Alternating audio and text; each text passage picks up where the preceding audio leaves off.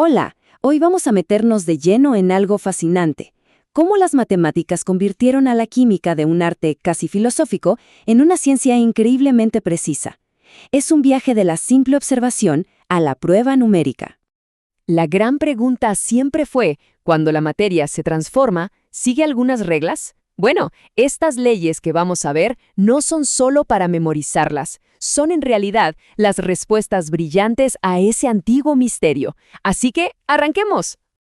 A ver, la química, en el fondo, es la ciencia que estudia la transformación. Los primeros científicos necesitaban, pues, un manual de instrucciones, unas reglas básicas para poder predecir cómo y por qué las cosas cambian. Primero, una distinción clave. Un cambio físico, como arrugar una hoja de papel, le cambia la forma, pero sigue siendo papel, ¿cierto?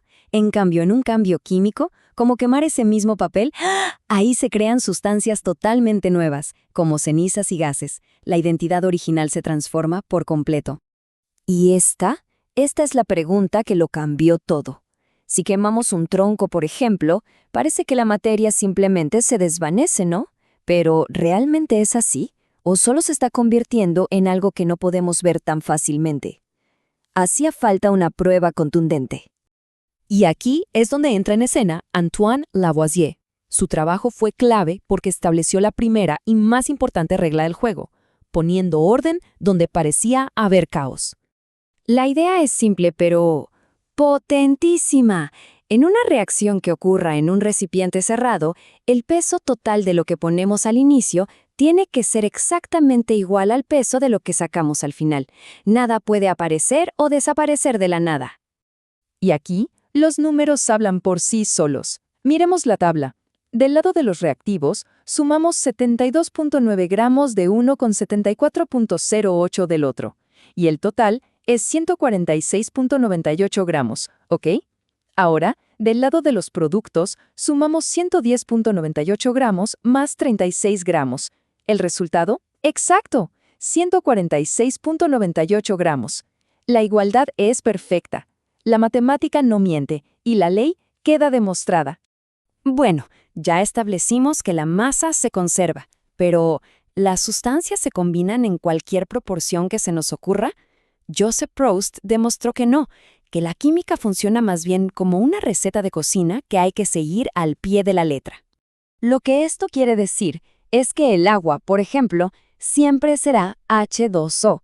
No importa de dónde la saquemos, la proporción en masa entre el hidrógeno y el oxígeno será siempre, pero siempre, la misma. La receta del agua es fija, no se puede negociar. Y aquí la comprobación numérica es brillante. Tomemos la primera muestra. Dividimos la masa del calcio entre la del oxígeno y ¡pum!, nos da una proporción de 2.51. Ahora, con la segunda muestra, que tiene cantidades totalmente distintas, hacemos exactamente la misma división y ¿adivinen qué? 2.51 otra vez. La proporción es idéntica. Las matemáticas lo confirman de nuevo. De acuerdo, un compuesto tiene su receta fija. ¿Entendido?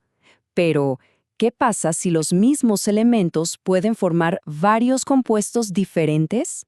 Pensemos en el nitrógeno y el oxígeno. Bueno, John Dalton fue el que encontró la regla que explica estas combinaciones múltiples. A ver, esto puede sonar un poco enredado, pero la idea es bastante intuitiva. Imaginen que tomamos una cantidad fija de un elemento, como si fuera nuestra unidad de medida, y luego vemos cómo se le van pegando diferentes cantidades de un segundo elemento para formar compuestos distintos. Lo que Dalton descubrió es que esas cantidades siguen un patrón de números enteros, muy simple y ordenado. Y aquí está la prueba. Manteniendo fijos 28 gramos de nitrógeno, vemos algo increíble. Para el primer óxido se necesitan 16 gramos de oxígeno. Para el segundo se necesitan 32 gramos, justo al doble. Y para el tercero, 48 gramos, exactamente el triple. La relación entre las masas de oxígeno que se combinan no es al azar. Es una proporción elegantísima de números enteros, 1 a 2 a 3. Bueno, hasta ahora hemos hablado mucho de masa, de gramos. Pero ahora vamos a cambiar de perspectiva y hablar de volumen, sobre todo cuando se trata de gases. Joseph Louis Gay-Lussac se dio cuenta de que aquí también había reglas muy claras. Lo realmente asombroso de esta ley Es que la relación de volúmenes entre los gases que reaccionan corresponde directamente a los números que usamos para balancear la ecuación química. Es como si los cálculos que hacemos en papel tuvieran un reflejo directo en el espacio físico que ocupan los gases. Miremos este ejemplo práctico. La ecuación nos dice que 7 volúmenes de oxígeno reaccionan con 4 de amoníaco. Esa proporción, 7:4, se mantiene siempre. Así que si tenemos 100 litros de amoníaco, podemos calcular con total precisión que vamos a necesitar 175 litros de oxígeno. Es una simple regla de 3, pero súper poderosa gracias a esta ley. Ahora, hagamos una pequeña pausa para reflexionar. ¿Cuál es el verdadero impacto de todo esto? Bueno, estas leyes no son solo datos curiosos, son la base que permitió que la química se convirtiera en una ciencia exacta. Y esta es la idea central. La certeza que dan las matemáticas es lo que separa a la química moderna de la filosofía. Nos permite predecir el resultado de una reacción incluso antes de hacerla. Ya no se trata solo de observar qué pasa, sino de controlar el resultado. Y ese es el gran mensaje. Cada una de estas leyes, demostrada con la frialdad de los números, nos dio una pieza del rompecabezas, y juntas forman el lenguaje con el que hoy podemos entender, predecir y hasta diseñar la materia. La pregunta que queda abierta es, ¿qué nuevas leyes matemáticas nos esperan por descubrir?